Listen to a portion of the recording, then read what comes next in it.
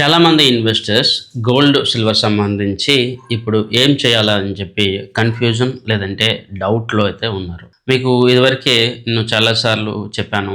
Analysis అనేది different factors బేస్డ్‌గా మనం decide అవ్వాల్సిందే. మార్కెట్‌లో వాల్యూస్ పడిపోయాయని చెప్పో, లేదా మరొక హోప్ ట్రెండ్ వస్తదని చెప్పో ఇన్వెస్ట్‌మెంట్ డెసిషన్ తీసుకోకూడదు. అయితే 29 జనవరి ఆ రోజు మనం ఇచ్చిన అనాలిసిస్ తర్వాత నేను ఫస్ట్ ఫెబ్ తర్వాత ఇంకో వీడియో కూడా చేయడం జరిగింది. ఆ వీడియోలో చాలా క్లియర్‌గా చెప్పాను.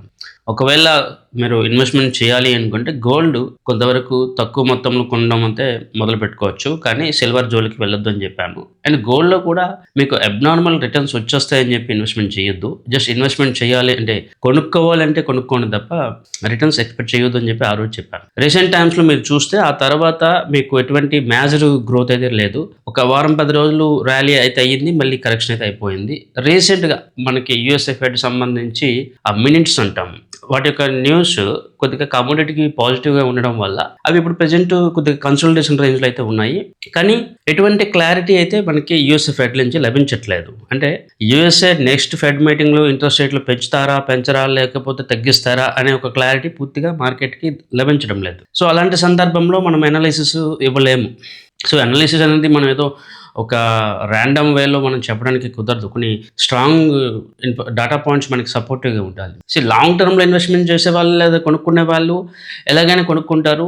లేకపోతే ఏదైనా వాళ్ళకి ప్రాబ్లమ్ ఉండదు. కానీ షార్ట్ టర్మ్‌లో బై చేయాలనుకుంటే లేదా షార్ట్ టర్మ్‌లో గెయిన్ తీసుకోవాలనుకుంటే మనకి కరస్పాండింగ్ డేటా పాయింట్స్ చాలా ఇంపార్టెంట్ అనమాట. ఇప్పుడు లాస్ట్ నేను 29th జనవరి రోజు చెప్పడానికి కారణం కూడా నేను అబ్జర్వ్ చేస్తున్న డేటా పాయింట్స్ చాలా సపోర్టివ్‌గా ఉన్నాయి. అండ్ ఇప్పుడు మీరు మార్కెట్‌లో గమనిస్తే చాలా డిఫరెంట్ న్యూసెస్ వస్తా ఉన్నాయి. ఇప్పుడు గోల్డ్ సంబంధించి యూఎస్ఏ అండ్ రష్యా మధ్యలో ఒక డీల్ రాబోతా ఉంది. సో దట్ డాలర్ యొక్క యూజెస్ పెరుగుతది కాబట్టి గోల్డ్ వాల్యూ పడిపోతదని చెప్పి కూడా మార్కెట్ స్పెక్యులేటివ్ డెసిషన్ అయితే తీసుకుంటా ఉంది.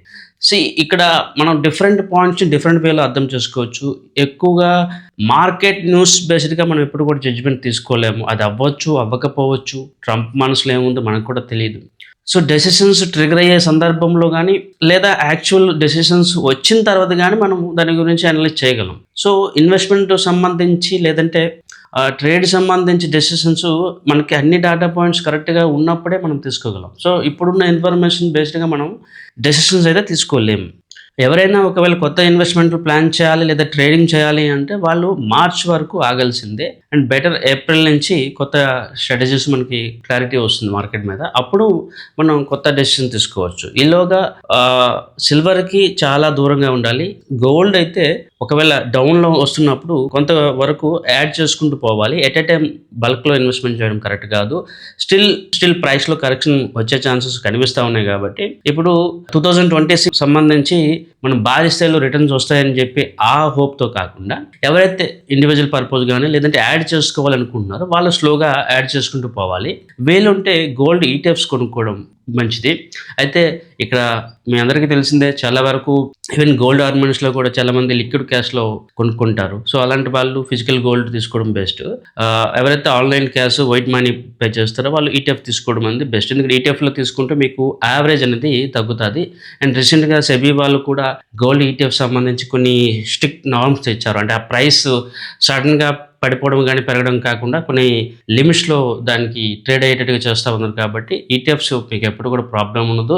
కొన్నిసార్లు షార్ట్ టర్మ్‌లో భారీ క్రాషెస్ వచ్చినా కూడా లాంగ్ టర్మ్‌లో ఇవి గోల్డ్‌తో ఈక్వల్‌గా ఉంటాయి కాబట్టి గోల్డ్ ఈటీఎఫ్స్‌కే ప్రిఫరెన్స్ ఇవ్వండి. సో అది నేను మన ఫాలోవర్స్ ఇన్వెస్టర్స్‌కి అయితే చెప్తా ఉన్నాను. ఎందుకంటే చాలామంది మాకు దీనికి సంబంధించి క్వెషన్స్ అయితే చేస్తా ఉన్నారు కాబట్టి నేను అందరికీ ఈ ఆన్సర్ అయితే ఇవ్వబోతా ఉన్నాను.